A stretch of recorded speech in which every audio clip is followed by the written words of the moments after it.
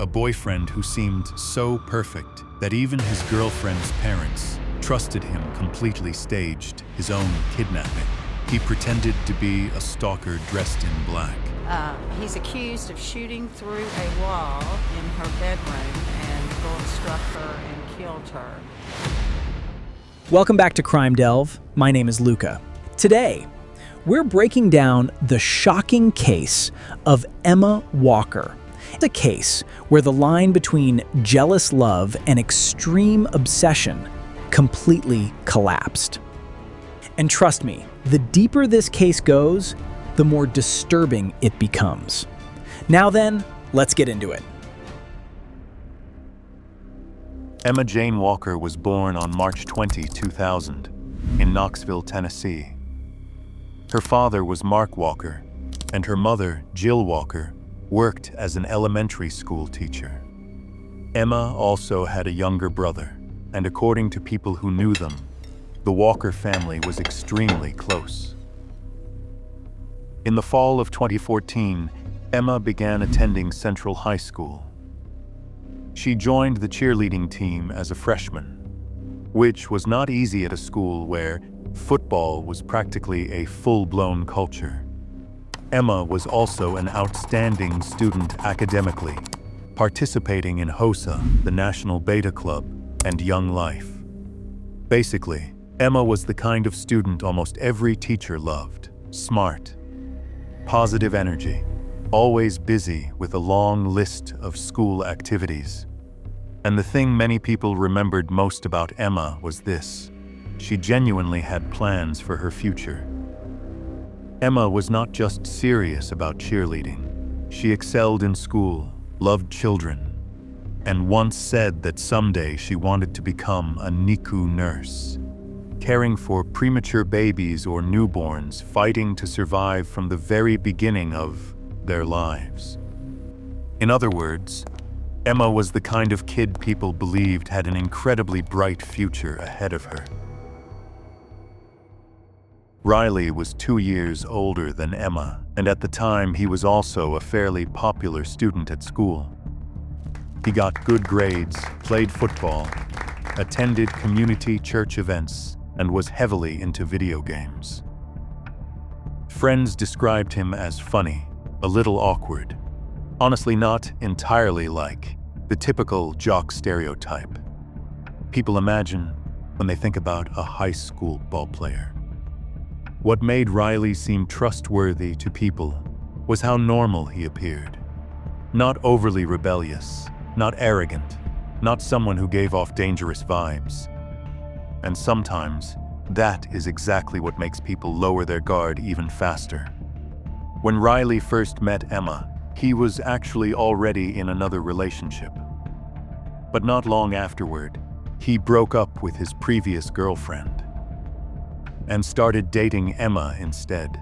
And very quickly, the two became the kind of high school couple that almost everyone at Central High knew about. The football star and the cheerleader. Prom photos, Instagram posts, car selfies, pictures under the stadium lights. From the outside, everything looked almost too perfect, like something straight out of a cliché teenage romance story. And at first, Emma's family genuinely liked Riley too. Mark and Jill Walker later said Riley seemed like the classic boy next door type, polite, respectful, and easy to like. He spent a lot of time around the Walker house, spoke respectfully to Emma's parents, and never gave them the feeling that he was someone they needed to worry about, at least in the beginning.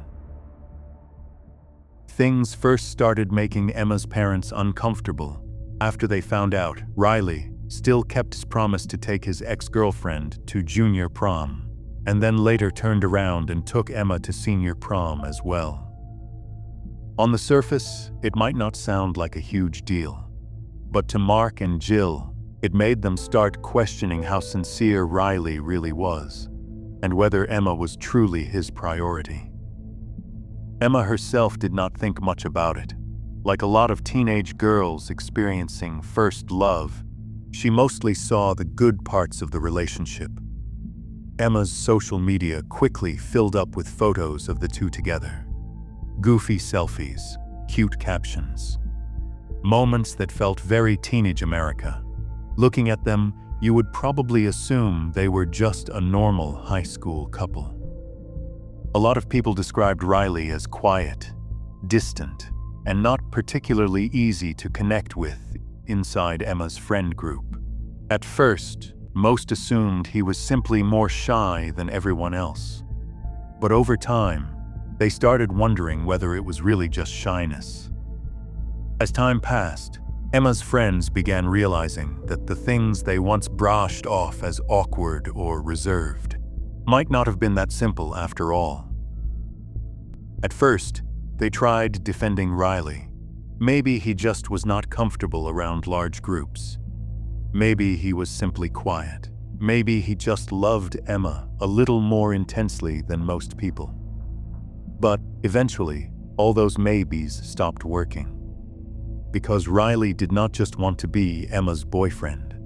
He seemed to want to become her entire world. Emma's friend said Riley did not like her spending time with other people. He did not like her talking to anyone outside their relationship.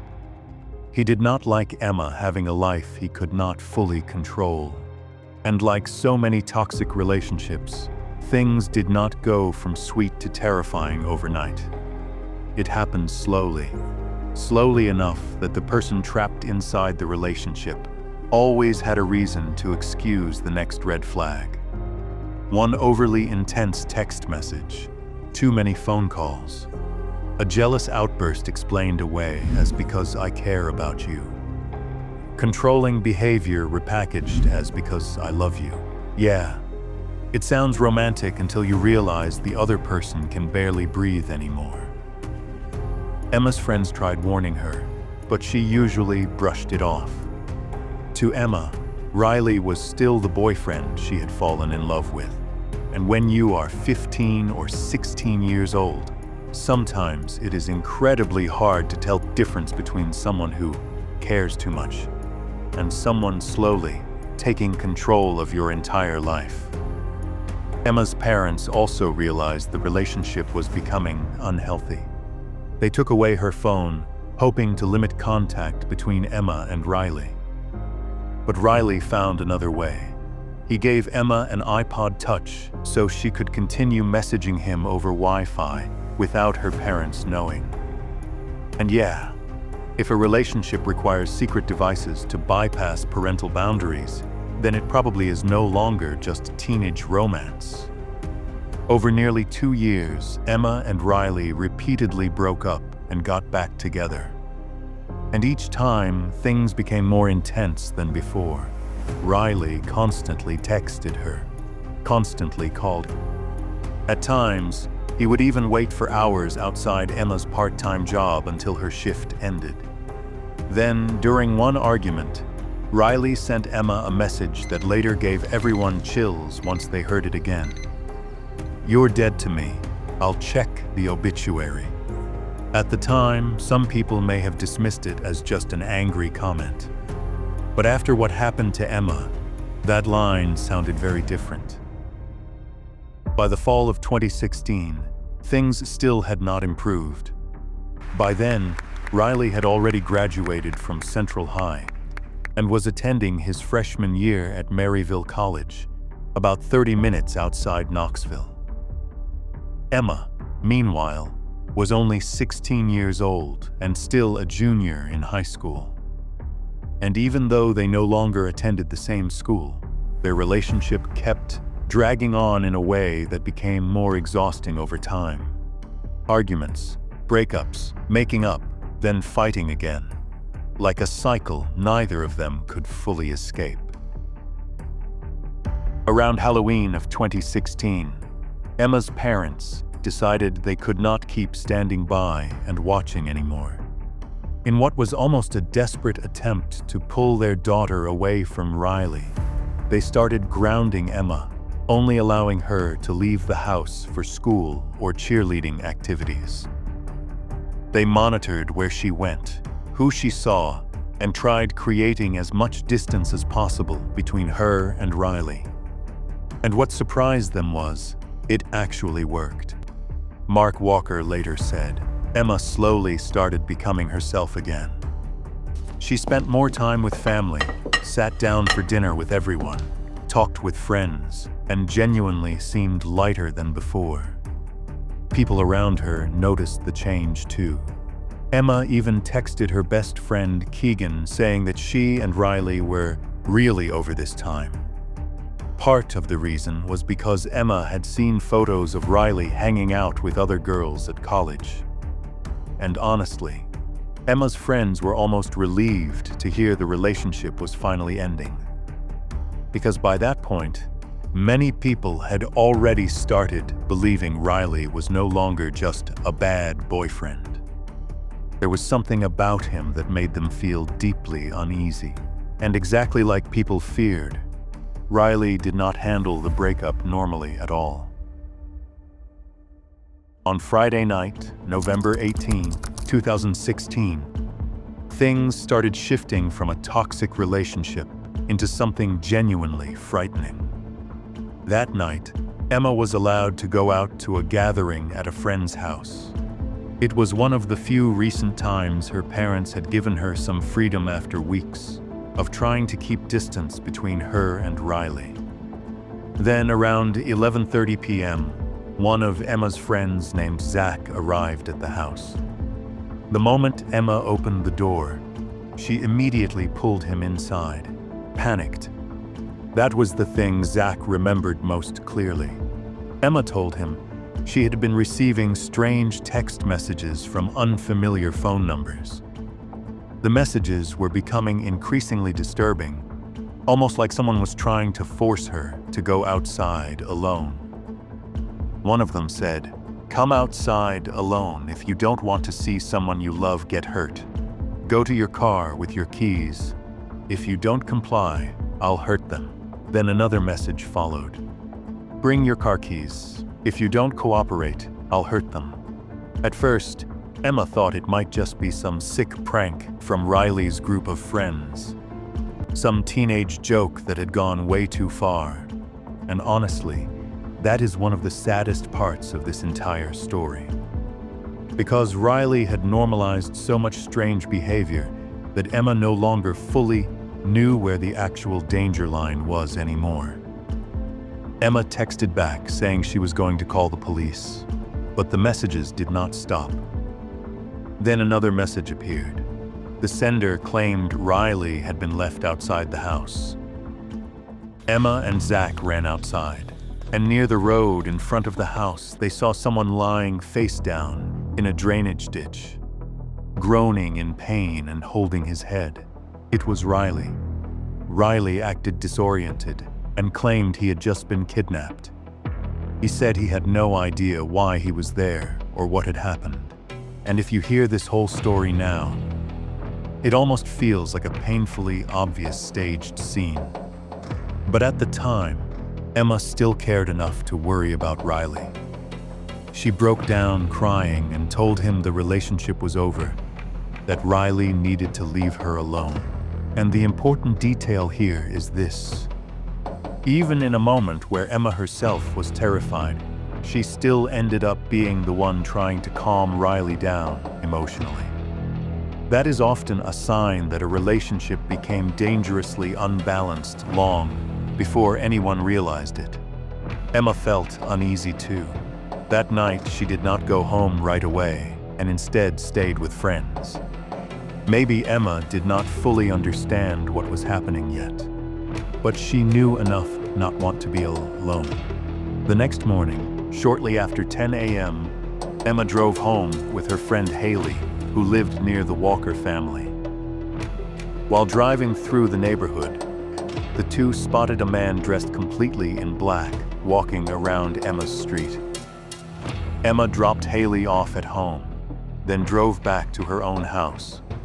She planned to see her mom, get ready, and try to continue the day as normally as possible. But the man in black came back. This time, he walked right up to the Walker house, repeatedly ringing the doorbell, and pounding hard on the front door. Emma panicked. She started texting friends, saying someone was outside her house. And in that moment, the person Emma believed might come help her was Riley. She texted him, "I hate you, but I need you right now." Riley replied that he was speeding over to save her. At first glance, it sounds like some dramatic rescue scene. But viewed through the lens of the later investigation, it felt much more like a staged performance. Because by the time Riley arrived, the man dressed in black had already disappeared. And Haley, the same friend who had seen the man earlier, later said she had no doubt it was Riley himself. She even noticed Riley's car parked nearby and texted him directly, asking why he was lurking around Emma's neighborhood. Riley denied everything. Yeah, of course he did. But for investigators later on, that chain of events started painting a very clear picture. Riley did not just want Emma to feel afraid. He wanted to become the person Emma called whenever she was afraid. And that is an incredibly dangerous form of control. Not just creating chaos, but then stepping into the chaos himself as if he were the only person capable of saving her from it. On Sunday night, November 20, 2016, the Walker family home finally started feeling peaceful again. After days of chaos, anonymous messages, arguments, and non-stop worry from her parents, Emma seemed to just be trying to return to the normal life of a 16-year-old girl. Emma talked with her friend Keegan about an assignment that was due soon. Something completely ordinary. Very high school, very Emma. Then around midnight, she went to bed. But just a few minutes after midnight, Riley borrowed his roommate's phone to call Emma. According to Riley, the conversation did not last long. He claimed Emma told him she did not want to get back together with him, then hung up. But what happened next made that phone call far more significant. After Emma stopped responding, Riley began calling repeatedly, one call after another, text messages, voicemails, then more calls, around 40 calls in a single night. And this was something many people who knew Riley later pointed out. He seemed completely unable to accept Emma no longer responding to him. Not in the way of someone heartbroken after a breakup, but more like someone losing control over a person he believed he was not allowed to lose. Eventually, Emma stopped answering altogether. Inside the Walker home, everything seemed completely quiet at that point. But sometime during the night, Emma's father woke up. He heard something, like someone moving around inside the house. Then the sound of a door slamming shut twice. Mark Walker got out of bed to check. He looked into Emma's room, then into her younger brother Evan's room. But everything appeared normal. No signs of a break-in, nothing out of place. And that is often what makes cases like this even more haunting in hindsight. Because sometimes, the final moments before tragedy do not look dramatic at all. Around 6 a.m. on November 21, 2016, Jill Walker walked into her daughter's room to wake Emma up for school. It was supposed to be a completely ordinary Monday morning. At least, it should have been. Where is your emergency? I'm Jill Walker! What's going on there? I just tried to wake up my daughter for school, and she has no pulse. How old is she? She's 16. You said that she's non-responsive? Yeah. Emma Walker, 16 years old, was dead. And within minutes, the quiet Walker family home became flooded with police officers, paramedics, and investigators. At first, the scene did not immediately look like a violent attack. There was a small amount of blood near Emma's mouth. In those first moments, it almost appeared to be some kind of medical emergency, or possibly that Emma had become sick in her sleep. But then investigators noticed the detail that completely changed the direction of the case. A small hole in the wall beside the bed. When detectives examined it more closely, they realized it was a bullet hole.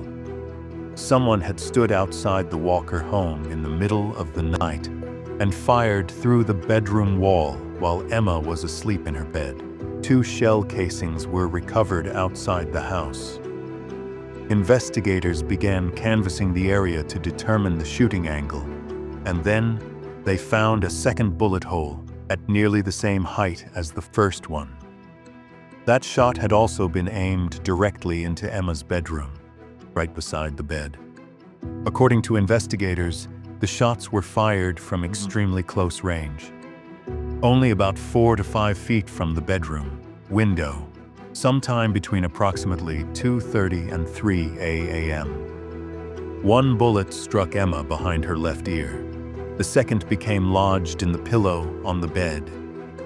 And once investigators reconstructed the scene, they quickly reached a horrifying conclusion. The shooter did not just know that room belonged to Emma. The shooter knew exactly where Emma normally slept every single night. After the death of Emma Walker, the entire city of Knoxville seemed to fall silent. Well, friends and classmates, remember Emma Walker at tonight's Central High School playoff game.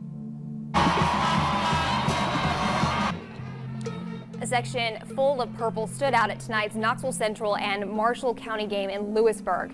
Emma's funeral will take place tomorrow afternoon. Her cheer coach and the rest of Central's cheer squad will serve as honorary pallbearers. Central High held a candlelight vigil. Emma's cheerleading teammates stood side by side on the football field, releasing balloons into the night sky in her memory. Even Riley posted a tribute online. Of course he did.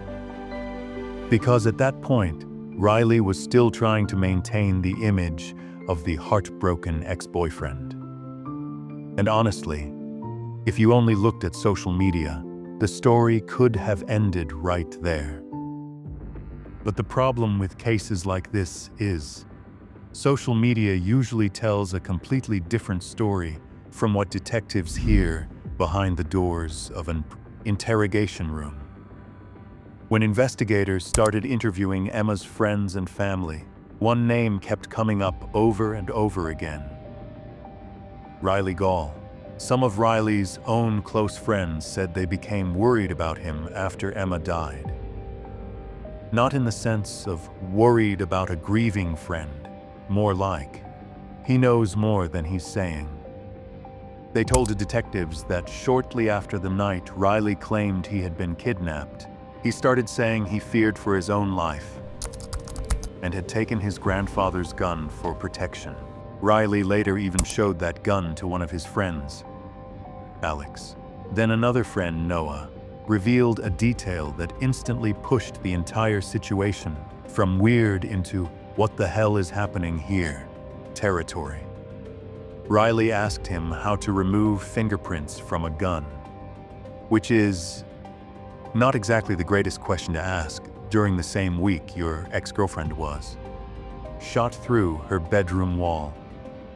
Riley did have an explanation, though. He claimed he was only asking on behalf of his roommate. Of course, because when you are completely innocent in a shooting that has shocked an entire town, casually asking your friends how to wipe fingerprints off a gun is obviously very normal behavior.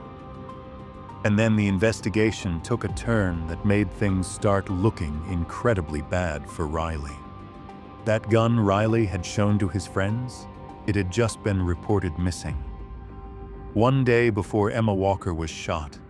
And no, this was not one of those, wow, what a coincidence situations. The gun belonged to Riley's grandfather. According to reports, it disappeared right before the shooting took place.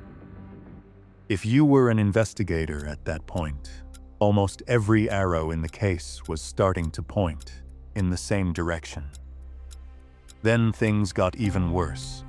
Noah and Alex told police that Riley wanted help throwing the gun into the Tennessee River. Riley claimed he was worried the weapon might somehow get him involved, which created a pretty bizarre situation, because innocent people generally are not in a huge rush to dispose of a gun connected to a murder they insist they had nothing to do with. But Riley kept denying everything, and that was when investigators finally decided, okay, now we need to sit down and talk to him directly.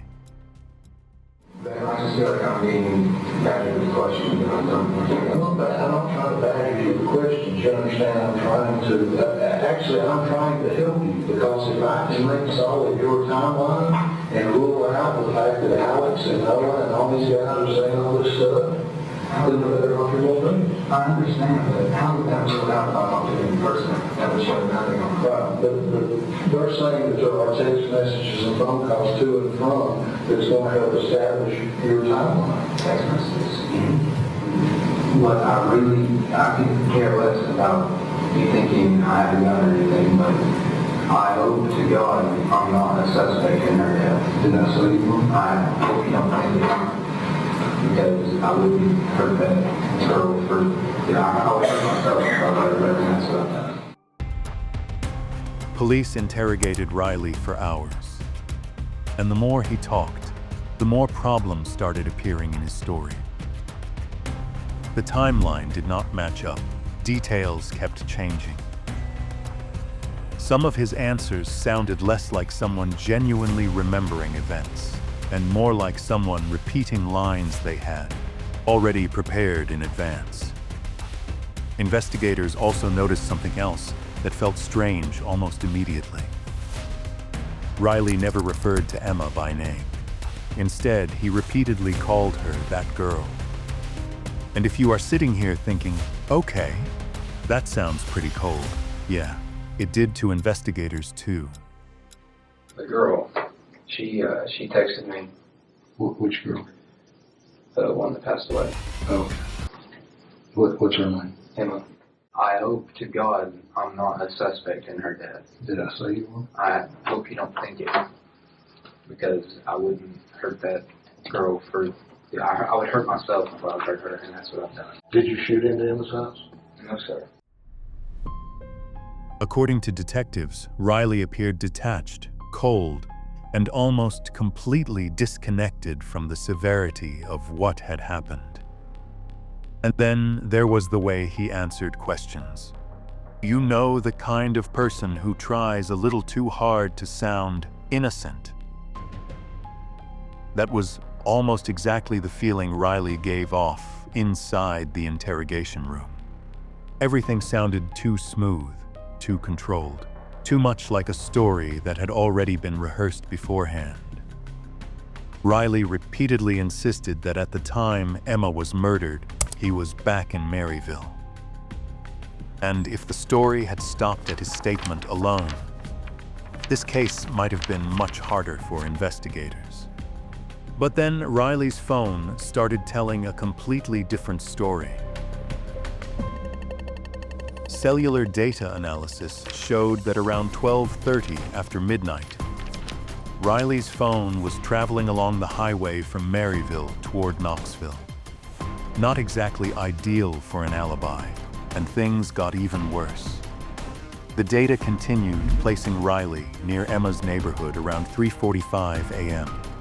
Meanwhile, investigators believed Emma had been shot sometime between approximately 2:30 and 3 a.m. But if you are police and you already have an obsessed ex-boyfriend, dozens of late-night phone calls, a bizarre fake kidnapping story, a missing gun, questions about removing fingerprints, and now phone data placing the suspect near the scene, then things start looking really bad for Riley. Investigators brought him back in and questioned him again about the gun and what Noah and Alex had told them. Riley denied everything. If I told you someone told us that they saw you with a gun, what would you think about that? I would wonder who said that and where they saw me with the gun. Alex McCarty said that you showed him a handgun. Where is the gun? I do not know. You understand, though, for us, Alex has no reason to lie about something like that. Yeah, but I'm telling you, I don't know where it's at. He said that you showed him the gun, you told him that you had it, and you told him that you got it from your granddad. Don't have the gun. I don't know why he would say that. Did you ever remember having a conversation with Noah about getting fingerprints off a gun? How do you get fingerprints off a gun? No. By that point, Riley was basically the only suspect police were truly focused on. The problem was, suspicion and proof are two very different things. Investigators had phone data, an obsessive relationship, a missing gun, suspicious witness statements, and a timeline that kept looking worse and worse for Riley. But they still did not have the one thing they needed to make an arrest. At least, not yet. After leaving the police station, Riley immediately started texting Noah and Alex. And this was where things began entering full-on. Okay, this is getting really bad territory. Riley told both of them to stop talking to police, delete all the messages, and basically, stay quiet, not suspicious at all, because obviously, if you are completely innocent in a murder case that has shaken the entire city, the very first thing you do after an interrogation is, "Hey guys, make sure you delete all my texts." Smooth, very smooth.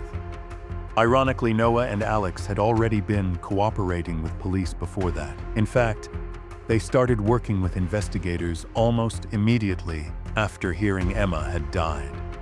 And this is what made this part of the case very different from a lot of true crime stories. Riley's own friends began helping detectives build the case against him. Noah and Alex told police they believed Riley still had the murder weapon. That pushed investigators toward considering a pretty dangerous plan. Allowing the two friends to continue interacting with Riley and secretly help police locate the gun. At first, detectives hesitated, and honestly, that makes sense. Because now they were no longer just investigating a murder suspect. They were preparing to let two teenagers quietly assist in a homicide investigation against their own friend. A situation that sounds more like the opening of a Netflix documentary than real life. But Noah and Alex insisted on helping, because by that point, for them, it was no longer about loyalty. It was about Emma. And before we go any deeper into this case, guys, leave a flower or a heart down in the comments for Emma Walker. Let her family know that even after all these years, people still remember her. Alex later said that by that point, they already knew Riley was lying about something. The only question was how to get him to say it out loud himself. So police, along with Noah and Alex, started building a plan that honestly sounded more like an undercover movie than a real case, involving 3 college-age kids in Tennessee. Noah and Alex continued talking to Riley like nothing had happened. They agreed to help him dump his grandfather's gun into the Tennessee River. And Riley apparently became desperate enough to believe the plan might actually work. Meanwhile, police quietly prepared everything behind the scenes. Officers waited nearby around the meeting location, ready for the moment Riley pulled out the gun. Noah and Alex were even given a code word to signal when police should move in. And this is the part where the entire case starts feeling almost unreal. Detectives equipped the 2 young men with hidden recording devices, concealed cameras, and instructions on how to keep Riley talking for as long as possible. Basically, Riley's own friends were now secretly working with homicide detectives to help solve a murder case against their best friend. If you pitched this story to Netflix before it actually happened, somebody probably would have said, "Okay, that's a little too much." And what Riley did not realize was this. Every single word he said from that moment forward was being recorded. But I'm trusting you guys, like, with my life, because, I mean, this is 70 years in jail if I get convicted of something I didn't do. Man, are you busy right now? Can you guys do anything? Because I need you to, the blood. I'm going to throw it in the water. They'll never find it. We can go on that, the smaller ledge that really looks out of the water. You know what I'm talking about? I do. Yeah. And if I throw it with enough force, I know it's terrifying. I know this. You guys don't have to come with me if you don't want to. I mean, I'm not too bad, man. I just need to Christ, dude. I understand. If it's in the Tennessee River, they will never find it. I know that much. And how I know it wasn't my grandfather's gun? His magazine had 5 shots in total when I first got it. Still has 5 shots in it. If I actually gave him that gun, that's like, yeah, maybe it's 50-50. It may give them reason to say, okay, the fingerprints on this gun and this bullet don't match, cool. But at the same time, they could have never had fingerprints in the first place and be like, oh, and it's just this bullet. This lawsuit is super common. This bullet fits in this magazine fits in this gun. After the secretly recorded meeting, the 3 of them started heading toward the Tennessee River. And if you stop for a second and really think about this entire situation, it honestly sounds insane. A murder suspect, 2 friends wearing hidden cameras, police waiting somewhere in the dark, and a gun believed to be the murder weapon sitting in Riley's hands. It sounds more like the climax of a crime thriller than real life. But that was exactly what was happening that night. According to investigators, Riley had hidden the gun at his stepfather's house after the shooting, and now he was carrying it with him to throw it into the Tennessee River. Success? It's a bag of trash. I just threw it in there. I don't know what's in there. I just want to throw it and be done. Oh my God. What? This is a real gun. Everybody put your hands out of the vehicle now! What the? Oh my God, Leave your hands out of the vehicle! Step out of the vehicle! Shortly afterward, William Riley Gaul was arrested and charged with Emma's murder. Inside Riley's car trunk, investigators discovered black clothing along with a pair of black shoes. And if you remember, just days before the shooting, Emma and Haley had seen someone dressed entirely in black walking around the neighborhood, then appearing outside the Walker house in broad daylight, as if deliberately trying to frighten Emma. At the time, Riley denied it was him. This morning, 18-year-old Riley Gaul sits in a Tennessee jail, charged with killing 16-year-old Emma Jane Walker just weeks after their breakup. According to police, in the early morning hours Monday, a shot fired by Gaul into Walker's bedroom from outside her Tennessee home killed her in her sleep. Police arresting Gaul Tuesday night on charges of first-degree murder, holding him on $750,000 bond after having him under surveillance, saying he was preparing to destroy evidence related to the homicide. But Gaul's mother telling our affiliate WATE that her son is innocent. The pair, seemingly a picture-perfect couple, the cheerleader and the football player, classmates until Gaul moved on to play football at a local college this fall. I wish, I knew more what was going on, so maybe I could have helped her, and I'm so sorry. And in the wake of Walker's death, Gaul posting this lengthy missive on Twitter the day after her death, just hours before his arrest. To think that every memory we have, every happy special moment we shared, can't ever be relived. I love you, Emma Jane Walker.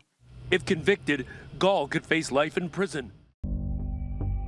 About a year and a half after Emma Walker's death, Riley Gaul's murder trial officially began. And Riley pleaded not guilty to first-degree murder. That alone was not especially surprising. But the defense strategy? That was the part that made a lot of people inside the courtroom stop and think, wait, what? Because Riley's attorneys did not really argue that he was innocent.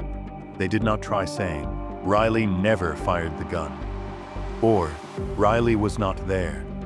Instead, they argued that Emma's death was an accident. According to the defense, Riley only intended to scare Emma. They claimed he fired near the bedroom to frighten her, hoping that afterward he could step in like the hero and somehow repair the relationship. Submit to you that after you've heard all the evidence, and as I told you in the very beginning of this trial, you will hear some bizarre, reckless conduct regarding my teenage client. That everything that they say about premeditation to kill Emma Walker is consistent with him trying to scare her. Because if you scare her, maybe she'll come have contact with you, and therefore you can try to rehabilitate your relationship. I'm not saying it's logical. Do not think that I submit to you that there's any logic in any of this, because it's not logical. None of it is. But it is consistent with the facts as we know them from the witnesses. It's consistent with the facts as we know them from the 18th. And it's consistent with how Emma reached out to him on the 19th. Asked him to rescue her. Basically, their argument was this: Riley never intended to kill Emma.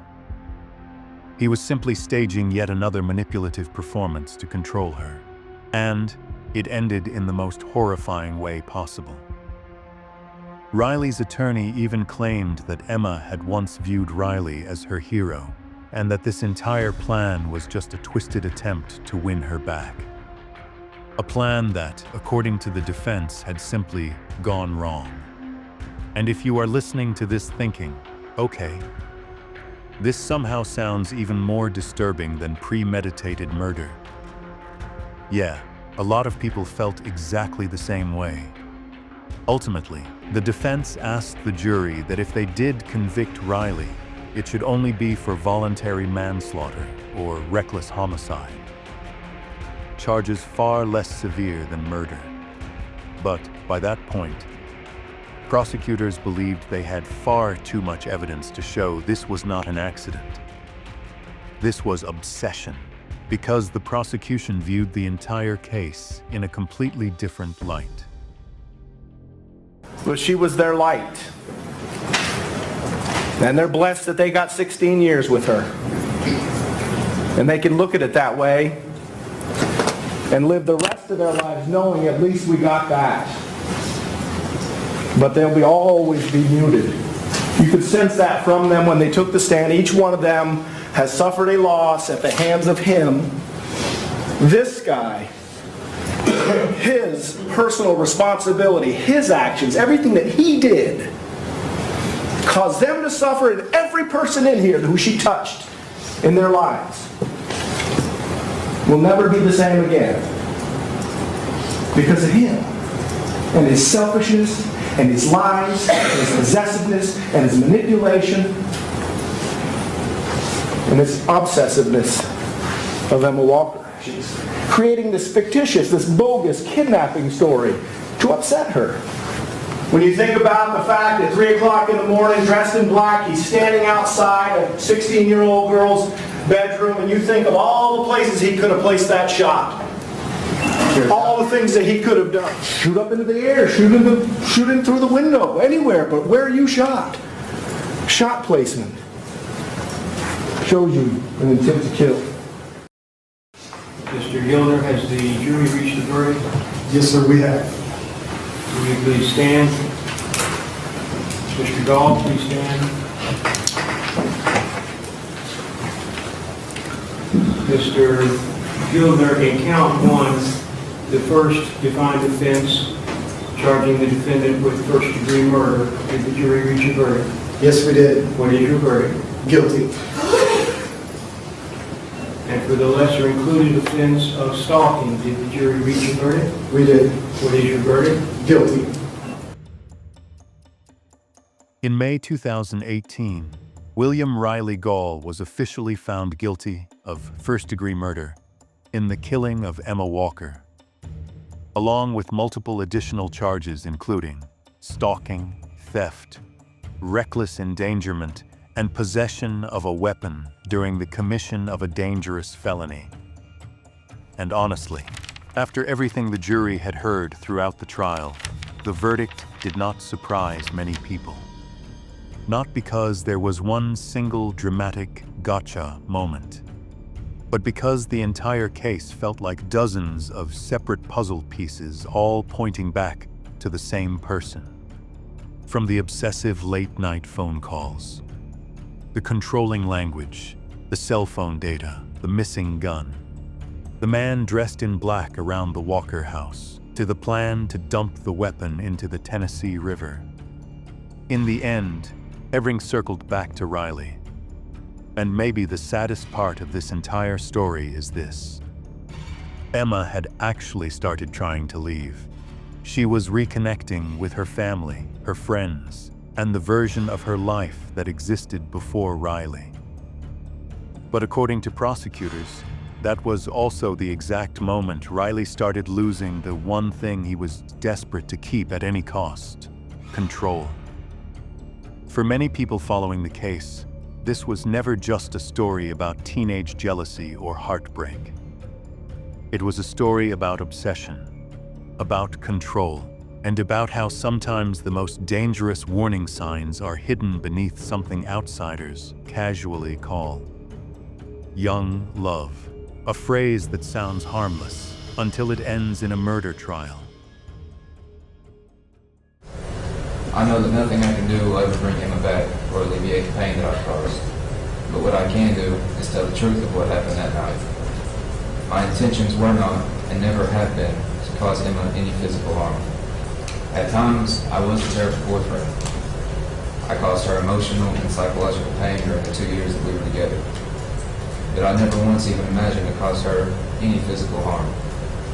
My intentions that night were never to harm Emma, let alone take her life. I wanted to scare her, to frighten her so bad that she would have no choice but to talk to me again, to confide in me. I would be there to comfort her and to win her back. And in Tennessee, that almost guaranteed that Riley's life outside prison effectively ended inside that courtroom. Riley received a life sentence and will be required to serve at least 51 years before becoming eligible for parole consideration. Meaning if he is ever released one day, he will already be in his 70s. From the very beginning, we knew Emma was going to be a strong-willed, independent child. Emma Walker's family and friends keep her close, her initials worn proudly on their sleeves. I think this is a story that really got the attention of our community. Walking in solidarity, holding candles, wearing purple for Domestic Violence Awareness Month. This was not a random act. Emma dealt with Riley's abuse for 2 years. Emma was killed by her ex-boyfriend. He shot through her bedroom wall while she slept. And now, her mom Jill wants to help others by sharing her story. Our hope is that her story will help others in unhealthy relationships. I know this is what Emma would want. This is how you can and will continue to help others. A goal for the YWCA to educate the community. To not forget that it can affect anyone. There's not a typical victim of domestic violence. So, our young people are experiencing relationship abuse as well. As for Emma's legacy, her mom says she hopes it helps others recognize unhealthy relationships. And for that smile, it's already contagious. But Riley never stopped trying to overturn the case. In 2021, he filed a request to vacate the verdict or grant a new trial, arguing that the evidence against him was not strong enough. The request was denied, and honestly, after the amount of evidence prosecutors presented, the court's reaction was basically, yeah, no. Then in 2023, the Tennessee Court of Criminal Appeals upheld the murder conviction once again. They only modified one minor theft-related charge, something that did absolutely nothing to change how long Riley would remain in prison. Then in September of that same year, the Tennessee Supreme Court also declined to intervene. In other words, almost every normal appeal route had essentially closed. But by mid-2025, Riley was still filing post-conviction motions. This time, he argued that his former defense attorneys had been ineffective, especially regarding the distinction between murder and reckless homicide during trial strategy. Riley also referenced a proposed bill that supposedly could have reduced his sentence. There was just one small problem. That bill had already been rejected. And that may honestly be the strangest part of this entire story. Years after Emma's death, Riley was still trying to rewrite his own sentence. While for the Walker family, no appeal in the world could ever change what they lost. It means so much for, since Emma's not getting to fulfill her dream of being a NICU nurse, it just means a lot to get her, at least to be her name here and to carry out her spirit here, and just a place to memorialize her memory. It's overwhelming. It means so much that the community outreach that helped get the room, and it just means so much. The Emma Walker case was never just about a teenage murder. It was about love twisted into obsession, psychological control inside a relationship, teen dating violence, and dangerous warning signs being because people assume it is all just jealousy caused by love. And that is exactly why this case haunted so many people across America. Because the terrifying part is, those behaviors usually do not appear as obvious danger at first. Anyway, I really want to know what you think about this case. Do you believe Riley planned this ahead of time? Or do you think it truly was an impulsive act that spiraled out of control like the defense argued? Leave your thoughts down in the comments below. And if this video gave you something to think about, do not forget to like, and subscribe so you do not miss future true crime documentary episodes. Thank you guys for watching. And be careful of people who make you feel afraid, then position themselves as the only person who can protect you from that fear. My name is Luca, and goodbye.